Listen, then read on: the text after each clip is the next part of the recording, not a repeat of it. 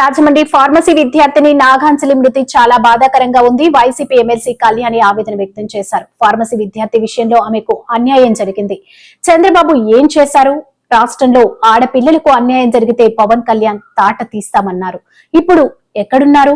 ఎందుకు ప్రశ్నించట్లేదు? ఇన్ని రోజులైనా 12 రోజులైంది. 23వ తేదీ ఆమె ఆత్మహత్య చేసుకుంది. ఈ రోజు ఆవిడ చనిపోవడం జరిగింది.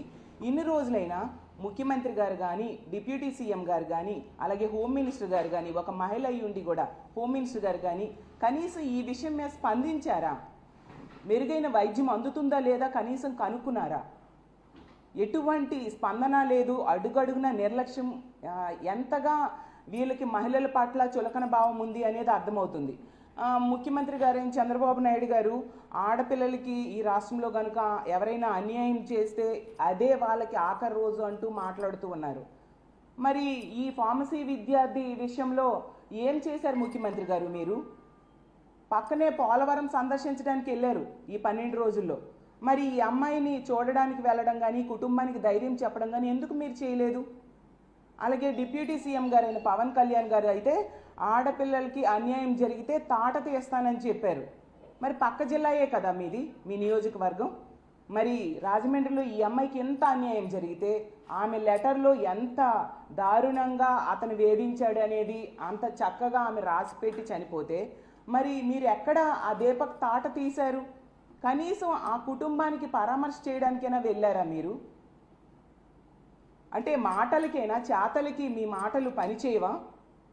అలాగే హోమ్ మినిస్టర్ గారు ఆవిడైతే ఈ కూటమి ప్రభుత్వం అధికారంలోకి వచ్చింది, ఈ రాష్ట్రంలో ఉన్న ఆడపిల్లలందరూ ప్రశాంతంగా నిద్రపోవచ్చనే స్టేట్మెంట్స్ ఇచ్చారు.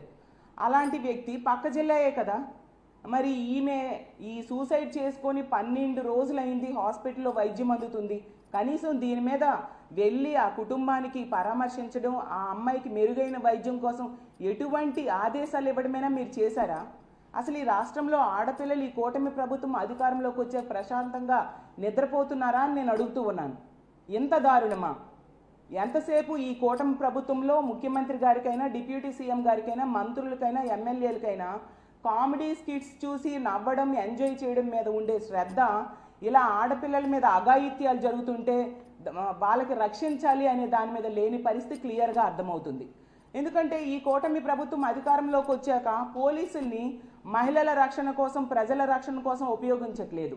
ఎంతసేపు రెడ్ బుక్ రాజ్యాంగం అమలు ఏ విధంగా చేయాలి, ఎలా అపోజిషన్ పార్టీ లీడర్స్ మీద కక్ష సాధింపుకి ఉపయోగించాలి అన్న దాని మీదే దృష్టి పెడుతున్నారు తప్ప ఆడపిల్లల్ని రక్షించడం మీద దృష్టి పెట్టట్లేదు.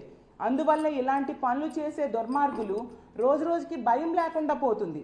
మేము ఎలాంటి దారుణాలు చేసినా, ఆడపిల్లల మీద ఎటువంటి అఘాయిత్యాలు చేసినా మాకు శిక్షలు పడవు ఈ కూటమి ప్రభుత్వంలో అన్న ధైర్యంతో రోజు రోజుకి బరి తెగించి ఇలాంటి సంఘటనలు చేస్తూ ఉండే పరిస్థితి మనం చూస్తూ ఉన్నాం. అలాగే మొన్న విశాఖపట్నంలో తల్లి కూతుర్ల మీద దాడి, చనిపోవడం ఎంత దారుణం! ఇన్ని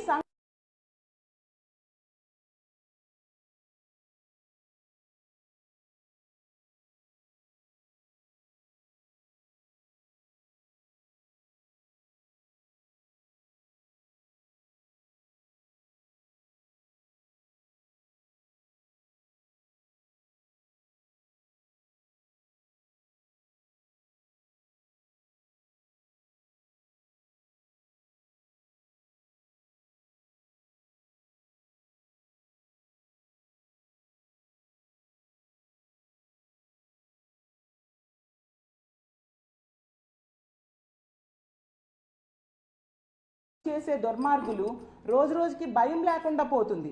మేము ఎలాంటి దారుణాలు చేసినా, ఆడపిల్లల మీద ఎటువంటి అఘాయిత్యాలు చేసినా మాకు శిక్షలు పడవు ఈ కూటమి ప్రభుత్వంలో అన్న ధైర్యంతో రోజు రోజుకి బరి తెగించి ఇలాంటి సంఘటనలు చేస్తూ ఉండే పరిస్థితి మనం చూస్తూ ఉన్నాం.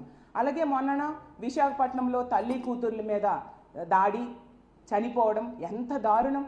ఇన్ని సంఘటనలు, రోజు వరుస సంఘటనలు జరుగుతూ ఉన్నాయి. ఈ రాష్ట్రంలో ఆడపిల్లలు తల్లిదండ్రులు తమ పిల్లల్ని బయటికి పంపాలంటేనే భయపడుతూ ఉన్నారు.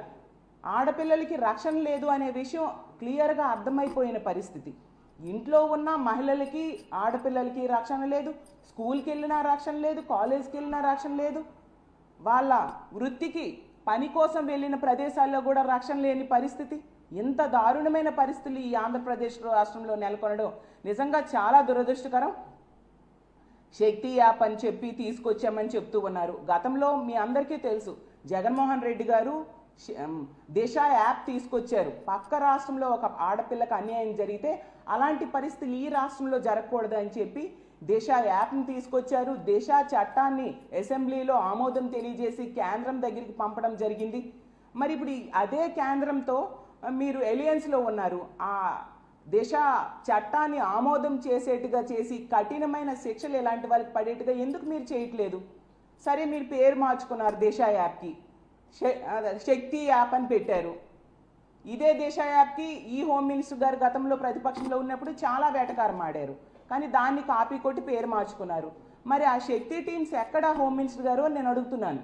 ఆ యాపే కనుక సరిగ్గా పనిచేసి ఉంటే ఈరోజు ఆడపిల్లలు, ఇలాంటి ఆడపిల్లలకి ఇలాంటి దుస్థితి కలిగేది కాదు కదా. అంటే మీరు అన్ని మాటలకేనా, చేతల్లో ఉండవా? ఎంత దారుణమైన పరిస్థితులు ఈ రాష్ట్రంలో నెలకొని ఉన్నాయో అర్థం చేసుకోవచ్చు. అలాగే తీసుకుంటే ఇన్ని సంఘటనల్లో తెలుగుదేశం పార్టీ వాళ్ళు అయితే చాలు, వాళ్ళకి పూర్తిగా రక్షణ ఇచ్చే పరిస్థితి కనిపిస్తూ ఉంది. నిందితులు అనే వాళ్ళు తెలుగుదేశం పార్టీకి చెందిన వాళ్ళు అయితే వాళ్ళకి శిక్షించే పరిస్థితి లేదు. ఏ విధంగా వాళ్ళని ఈ కేసెస్ నుంచి బయటపడాలా అని బయటపడేట్టుగా చేయాలని ప్రభుత్వం చూస్తూ ఉండే పరిస్థితి మనకు క్లియర్గా కనిపిస్తూ ఉంది.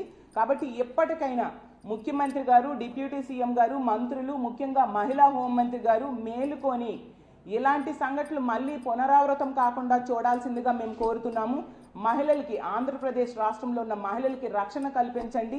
మిమ్మల్ని నమ్మి ఓటేశారు, అధికారంలోకి ఇచ్చారు. ఇప్పుడు ఈరోజు మహిళలు ఎందుకు ఈ ప్రభుత్వానికి ఓటేశామనే బాధపడే పరిస్థితిని తీసుకొచ్చారు. కాబట్టి ఎప్పటికైనా మహిళలకి, మహిళా రక్షణకు, మహిళా భద్రతకు పెద్దపీట వేయాల్సిందిగా కోరుకుంటూ సెలవు తీసుకుంటున్నాను.